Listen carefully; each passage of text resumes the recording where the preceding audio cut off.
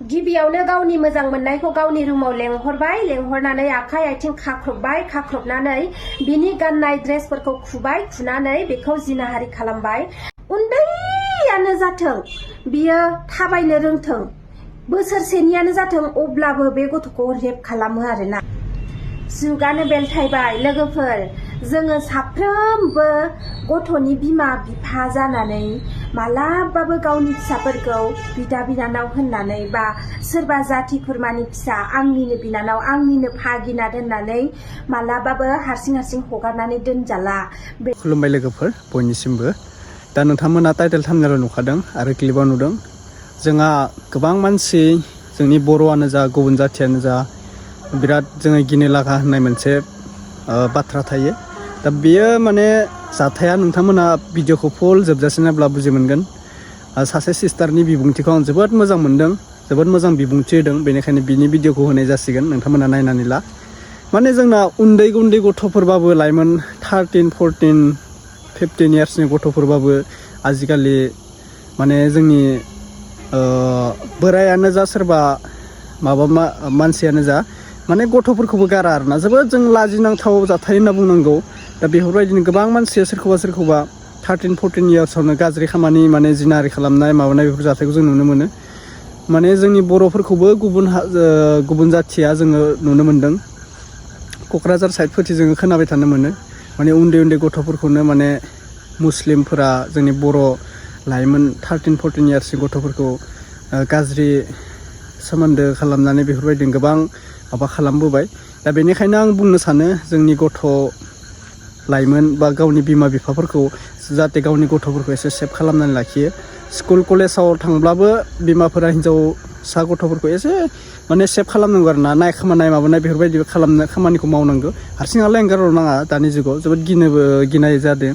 आरो जोङो नुनो मोनबाय थादों, गुवाहाटि टाउनफोरावबो मानसि थैसोनाय नुनो मोनबाय थादों, माने बुथारना दोननाय आरोना। बेनिखायनो आं बुंदों, गावनि फिसाला फिसाजोफोरखौ असिनाखि मानसिफोरनो बिलाइ हरनायानो गाज्रि, बा बहाबा बेरायनो थांनाय माबानाय बेफोरनिफ्रायनो एसे गोजानाव थाहोनांगौ। गावनि बिमा बिफाया गथ'फोरखौ एसे सेफ खालामना लाखिनांगौ, नङाब्ला मालाबा समाव मा जागोन बेखौथ' रावबो बुजि मोना। खैफोद समा नोंनि खाथियाव सफैनो हागौ। बेनिखायनो आं बुंदों, गासैबो सेफ खालामना थालायनायानो मोजां, बिमा बिफायाबो आरो गथ'फोराबो सेफ खालामनानै थाबानो मोजां। दा बे सिस्टारा मा बिबुंथि होखो, बे थैनाया बर'मोन नामा, माने गावनि बयफ्रेन्डआनो गावनि गार्लफ्रेन्डखौ रुमाव लिंनानै बेफोरबायदि गाज्रि सोमोन्दो खालामना बुथारदों आरोना। जोंनि बर'ना गुबुन जाथि जाखो नोंथांमोना नायनानै लादों, आं बेखौ खोन्थाथ'ला, बै सिस्टारा खोन्थाखानो आरोना भिडिअनि गेजेराव। दे नायग्रोनानै ला, ओमफ्राय शेयार खालाम भिडिअखौ, ओमफ्राय मोजां मोनदोंब्ला भिडिअखौ लाइक खालाम, शेयार खालाम, साबस्क्राइब खालाम। आरो बबे डिस्ट्रिक्टनिफ्राय आंनि भिडिअखौ नायदों नोंथांमोना गासिबो फोरमायहरलायदो लोगोफोर। दे नायग्रोनानै ला। गिबियावनो गावनि मोजां मोननायखौ गावनि रुमाव लेंहरबाय, लेंहरनानै आखाइ आथिं खाख्रबबाय, खाख्रबनानै बिनि गाननाय ड्रेसफोरखौ खुबाय, खुनानै बेखौ जिनाहारि खालामबाय। जिनाहारि खालामसे खालामनानै देगारजों सुयै सुयै सुथारबाय, बुयै बुयै बुथारबाय।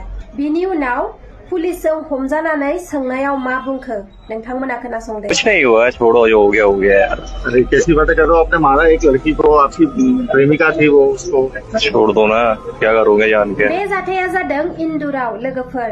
इन्दुराव MBA फरायबाय थानाय सासे सिख्लानि मोजां मोननाया गिबियावनो सिख्लाखौ गावनि रुमाव लानानै थाङो आरो सारप्राइजनि मुङाव बेखौ आखाइ आथिं खाख्रबो, खाख्रबनानै बिनि देहा सोलेरखौ लंथं खालामनानै जि जोमखौ खुनानै गोसो बायदि बेखौ रेप खालामो। रेप खालामसे खालामनानै भिडिअ बानायनानै लायो। भिडिअखौ न'खरनि सिख्लानि मानसिफोरनो सेस राननानै हरजोबो। बेबायदि गिलु बालु जाथाय खालामसे खालामखांनायनि उनाव जेब्ला पुलिसा हमनानै बेखौ मानि थाखाय बेबायदि खालामनाय सोंनायाव बियो बेबायदि एन्सारखौ होबाय आरो लोगोफोर। ओंखायनो जोंनि बर' लाइमोनफोर, नोंसोरो सोरजोंबा मोजां मोनलायनायनि सिगां बा रिलेसनाव थानायनि सिगां बहुद साननानै नायग्रो आरो जानला मोनला रिलेसनाव दाथा। गोबां सेंग्रा बा हौवाफोरानो बुङो, सासेया बुथारोबा आं बुथारगोन नामा, सासेया खालामोबा आं खालामगोन नामा होननानै नोंखौ गोबां गोदै गोदै रावजों फुस्लायगोन। फुस्लायनानै बै इन्दुराव जानाय जाथाया इन्दुरावल' जाया, जानो हागौ नोंजोंबो नोंजोंबो सानसे समाव बे जाथाया जानो हागौ। बेखायनो नोङो रावखौबो दा फोथाय आरो नोंनि मोजां मोननाय सेंग्रानि रावखौबो मालाबाबो दा फोथाय। नोङो नोंखौनो सेफआव लाखि। मानोना दानि दिना रावखौबो फोथायजाखाला। मानसि बुथारनाया मासे मोस्रोम बुथारनायजों समान जालांबाय दानि दिना। बेखायनो सांग्रां जा गासै लाइमोनफोरनिसिम जाहाथे बे भिडिअआ सौहैयो। नोंथांमोना अननानै भिडिअखौ शेयार खालाम लाब्लानो जाबाय। बयबो गिनायनि, बयबो बे जाथायखौ नुनानै जाहाथे गियो आरो गावखौनो सेफआव लाखियो। उन्दैयानो जाथों, बियो थाबायनो रोंथों, बोसोरसेनियानो जाथों, अब्लाबो बे गथ'खौ रेप खालामो आरोना। जुगानो बेलथायबाय लोगोफोर। जोङो साफ्रोमबो गथ'नि बिमा बिफा जानानै मालाबाबो गावनि फिसाफोरखौ बिदा बिनानाव होननानै बा सोरबा जाथि खुरमानि फिसा, आंनिनो बिनानाव, आंनिनो भागिना दोननानै मालाबाबो हारसिं हगारनानै दोनजाला। बिराद गिनांगौ जाबाय आरोना। जुगानो बेबायदि जालांबाय। माने दानि दिनाव गथ'फ्रा उन्दैयावनो मबाइल लासै नालाय, बे समावहाय बिसोरो नायनाङि भिडिअखौबो नायो आरोना। गाज्रि भिडिअखौबो नायग्रा जायो। बेवहायनो गथ'फोरनि ब्रेनावहाय गाज्रि साननाया सोमजिखाङो लोगोफोर। बेखायनो जोङो माने गथ'नि बिमा बिफा जाबाय नालाय, जोङो गथ'फोरखौ ओरैबायदि केयार खालामनांगौ आरोना। आंनि न'खरनिनोखा, बे गथ'आ उन्दै बा बे गथ'आ जेबो साननो रोङाखै, गेलेनाय गथ' होननानै हगारनानै दोनजाला आरोना। ओरैबायदि गिख्रंथाव जाबाय दानि दिना। बे भिडिअखौथ' सारा दुनियायावनो गोसारनाय नुखाबाय। ओरैबायदि माने साननायाव खोख्लैदों आरोना बे भिडिअआ। बे भिडिअआवनो नुबायना लोगोफोर, बे गथ'आ 9 बोसोरल'। 9 बोसोराव पिरियड्सआनो जाया हिनजावफोरना। अब्ला पिरियड्सआनो जायाबा होमबा बोरै गथ' थाखो? जों बहाबा फिल्म नायनो थांबा, बहाबा थाङोबा जोङो 9 बोसोरनि गथ'फोरखौ ओरै लानानैनो बेरायनो गोनां जायो, नंगौना नङा लोगोफोर? ओरै बामनानैनो बेरायनो गोनां जायो। अब्ला बामजानाय गथ'आनो दिनै गथ'नि बिमा जानो गोनां जादों आरोना। बहुद लासिं सिंनि बाथ्रा बेफोरबायदिया। माने सारा दुनियायावनो बे भिडिअखौ नुनानै आसरित नांदों आरोना। बयबो नुखाबाय बे भिडिअआ दासान्दि भाइरेल जागासिनो। ओमफ्राय आङो बुंनो साननाया बेनो आरोना लोगोफोर, जोङो बयबो मिथिखागौ जे 9 बोसोराव पिरियड्स फैया होननानै। ओमफ्राय बे पिरियड्स जानोबाथाय जोङो 11 इयारनिफ्राय 15 इयारसिम नांथारगौ आरोना। खोब जायोबाबो उन्दै बैसोआव जाथारोबाबो 11 इयार नांथारगौ दै। 11 इयारनिफ्रायसो माने स्टार्ट जायो आरोना उन्दै गथ'फ्रा सोरबा। ओमफ्राय आसरित घटना आरोना।